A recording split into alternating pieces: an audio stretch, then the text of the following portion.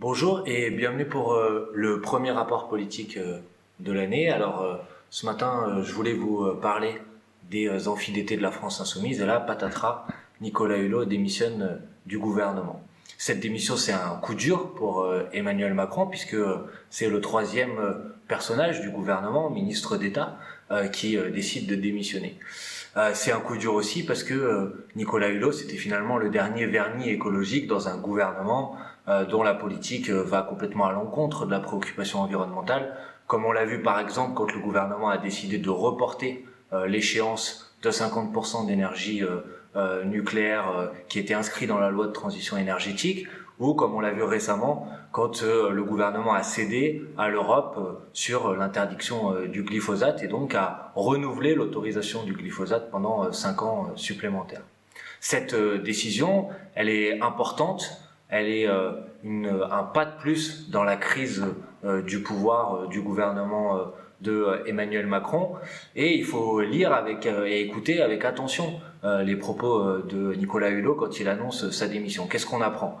On apprend d'abord qu'il se sentait de plus en plus isolé dans cette majorité et il avait le sentiment que la question écologique était complètement marginale et qu'elle ne faisait pas le poids face aux arbitrages par rapport aux enjeux économiques ou aux enjeux sociaux. C'est la première chose. La deuxième chose, c'est qu'il dénonce le poids important des lobbies dans la politique nationale comme dans la politique européenne. Le troisième point, c'est qu'il dit très clairement que le refus d'Emmanuel Macron de prendre ses distances avec l'orthodoxie budgétaire qui est imposée à l'échelle européenne empêche de mettre en œuvre une politique écologique qui soit à la hauteur des enjeux. Finalement, par ces différents éléments, Nicolas Hulot, il valide les propositions, les orientations qui sont celles de la France insoumise. Quand nous disons, il faut prendre à bras-le-corps la question écologique, il faut la planification écologique, et l'écologie ne peut pas être seulement un à côté des politiques économiques ou des politiques sociales. Il valide aussi les orientations de la France insoumise quand il dit il ne peut pas y avoir de politique écologique digne de ce nom si on rompt pas avec les politiques d'austérité qui sont décidées à Bruxelles. Et donc, pour prendre en compte et à bras-le-corps la question environnementale, il faut rompre avec les traités européens. C'est ce que nous défendons, notamment en perspective des prochaines élections européennes. Et finalement, dans une démocratie digne de ce nom, c'est le peuple qui devrait trancher.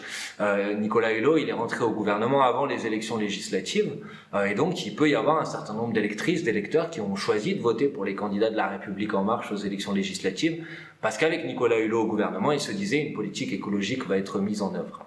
Et donc, en réalité, cette décision, c'est pas une petite décision et elle devrait nécessiter, dans une démocratie normale, le président de la République devrait logiquement décider de revenir devant le peuple. On sait que c'est ce qu'il ne fera pas. On connaît la pratique du pouvoir de cette 5e République dans laquelle le monarque Emmanuel Macron décide finalement tout seul. Et d'ailleurs, il en a fait l'aveu au moment de l'affaire Benalla où il a dit qu'ils viennent me chercher, tout en sachant très bien que dans ce système institutionnel de la 5e République, nous n'avons pas la possibilité de venir le chercher.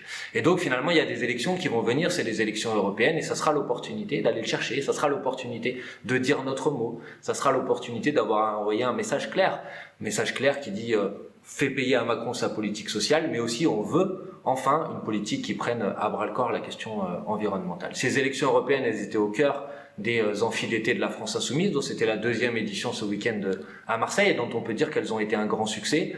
C'est 3200 personnes environ qui sont venues participer à environ 130, 140 conférences, débats, faisant intervenir près de 300 intervenants sur tout un panel de sujets.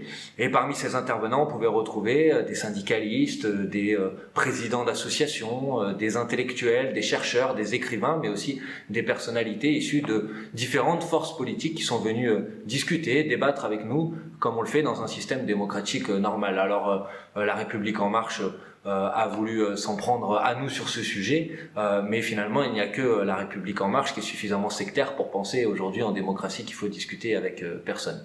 Ces universités d'été nous ont permis de préparer la rentrée qui va être active sur le terrain social, avec notamment la mobilisation contre la réforme des retraites, qui est le dernier mauvais projet qu'a le gouvernement dans ses cartons. ou derrière une entreprise de communication gouvernementale, où on cherche à dire que finalement ça serait pour uniformiser les services, les régimes de retraite. En réalité, c'est toujours les mêmes qui vont payer, les plus modestes, puisque les points vont être organisés sur la base de l'espérance de vie. Or, tout le monde sait très bien qu'il y a environ 13 ans d'écart entre les 5% des plus pauvres et les 5% des plus riches en termes d'espérance de vie. Et donc les retraites vont être amputées d'autant pour les personnes qui ont le moins de ressources et de revenus. C'est une réforme qui finalement vise encore une fois à favoriser le privé et donc à favoriser les retraites par capitalisation en rendant plus complexe, plus difficile le système de retraite par répartition. C'est donc une réforme contre laquelle on va se mobiliser. Ça va être un des axes forts de l'action de la France insoumise dans les prochaines semaines. Ces universités d'été nous ont permis aussi, bien évidemment, de préparer les élections européennes. On en a parlé tout à l'heure, mais qui seront un référendum anti-Macron, la possibilité pour les Françaises, les Français de dire leur mot sur la politique du gouvernement, de lui faire payer la baisse des APL, de lui faire payer l'augmentation de la CSG, de lui faire payer, puisque c'est les dernières annonces gouvernementales, la volonté de limiter maintenant et de geler les pensions de retraite ou les allocations, en tout cas de les faire augmenter sur un taux beaucoup plus faible que l'abstention et donc de baisser encore le pouvoir d'achat des retraités ou des plus modestes pendant que les plus riches dans ce pays s'en mettent plein les poches. C'est donc une année extrêmement dense, une année de combat, une année de lutte qui va venir, et la France insoumise sera à la hauteur, assumera ses responsabilités dans la rue contre la réforme des retraites et dans les urnes à l'occasion des prochaines élections européennes. Voilà, c'est tout pour cette semaine. On se retrouve la semaine prochaine pour un nouveau rapport politique et d'ici là, portez-vous bien.